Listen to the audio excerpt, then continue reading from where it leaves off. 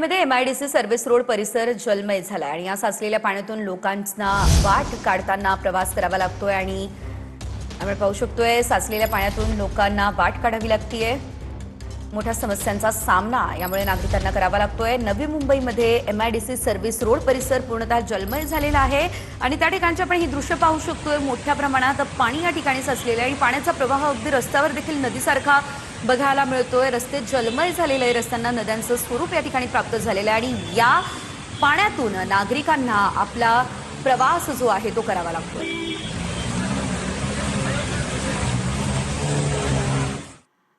नवी मुंबईमध्ये देखील पावसाची संततधार सुरू आहे। नवी मुंबईमध्ये एपीएमसी मार्केटच्या गेटवर मोठ्या प्रमाणात पाणी साचलं असल्याचं बघायला मिळत आहे। एपीएमसी मार्केटच्या गेटवरती मोठ्या प्रमाणात पाणी साचलेलं आहे आणि याच परिसरातून नागरिकांना आता प्रवास करावा लागतोय। वाहन चालकांची देखील तारांबळ उडालेली आहे।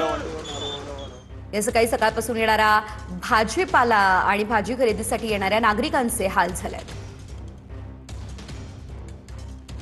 नवी मुंबईत सध्या मुसळधार पावसाने हजेरी लावलेली आहे। मी सध्या नवी मुंबईतील एपीएमसी बाजारपेठ भाजीपाला मार्केटच्या मुख्य प्रवेशद्वाराजवळ आहे। आपण पाहतोय की दृश्यामध्ये मोठ्या प्रमाणात या ठिकाणी सध्या पाणी साचलेलं आहे। या पाण्यातून व्यापाऱ्यांना आणि ग्राहकांना देखील मार्ग काढावा लागत आहे। कट है दादा, बारिश की वजह से डर लगता है दादा, गिरने का क्या करे, मजबूरी है। ट्रैवल कर रहे हो, डर लगता है मन में? और हाँ, डर लगता है दादा, गिरने का डर लगता है। अशी या महिला ज्या लहान व्यापारी यांची प्रतिक्रिया आहे। खरं तर एपीएमसी बाजारपेठेच्या मुख्य प्रवेशद्वाराजवळ मोठ्या प्रमाणात साचल्याने येथील महिला वर्ग असतील किंवा व्यापारी असतील सगळीकडे नाराजी पसरल्याचे चित्र देखील पाहायला मिळत आहे। व्हिडिओ जर्नलिस्ट अजय सह मी Ravi Kharat, TV9 Marathi, APMC market, Navi Mumbai.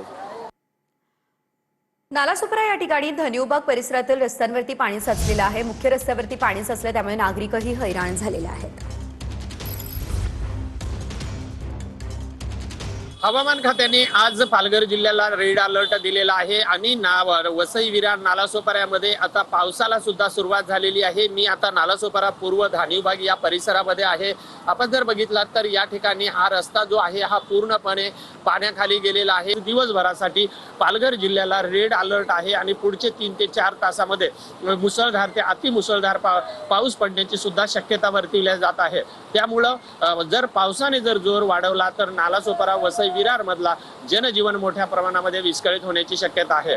Video journalist Santosh कदमसह विजय गायकवाड, TV9 मराठी, नालासोपारा। रत्नागिरीमध्ये मच्छीमारांसाठी मत्स्य विभागाकडून 3 नंबरचा बावटा, मेरकरवाडा किनारपट्टी भागामध्ये 3 नंबरचा बावटा, खोल समुद्रामध्ये मच्छीमारीसाठी जाऊ नये असं आवाहन आता हवामान विभागानं केलेलं आहे। मत्स्य विभागानं मच्छीमारांना आणि त्याच पद्धतीनं समुद्र किनारपट्टी भागातल्या लोकांना सूचित करण्यासाठी या ठिकाणी 3 नंबरचा बावटा लावलेला आहे। खऱ्या अर्थानं हा बावटा लावणं म्हणजे समुद्रात वादळ किंवा वादळ सदृश परिस्थिती निर्माण होऊ शकते, त्यामुळे खबरदारी घ्यावी म्हणून हा मत्स्य विभागाकडून या ठिकाणी बावटा लावला जातो। बावट्याचे वेगवेगळे प्रकार आहेत। 1 नंबरचा बावटा, 2 नंबरचा बावटा, 3 नंबरचा बावटा। मी बघू शकता की हा 3 नंबरचा बावटा या ठिकाणी कालपासून लावलेला पाहायला मिळतो आहे। म्हणजेच मच्छीमारांना या ठिकाणी सतर्क केलेलं आहे की खोल समुद्रात किंवा खाडी किनारी या ठिकाणी मच्छीमारीसाठी जाऊ नये। वेगवान वारे आहेत त्यामुळे समुद्र देखील खवळलेला असणार आहे, त्यामुळे सावधानगिरी बाळगावी। किनारपट्टी भागातील लोकांनी सुद्धा या ठिकाणी लाटा या ठिकाणी बघण्यासाठी किनारपट्टी भागात येऊ नये अशा देखील सूचना दिल्या गेलेल्या पाहायला मिळत आहेत। पुढचे काही तास किनारपट्टी भागातल्या लोकांसाठी या बावटा लावला गेल्यामुळे खूप महत्त्वाचे या ठिकाणी असणार आहेत। कॅमेरामन समित गजनेसह मी मनोज लेले, TV9 मराठी, रत्नागिरी।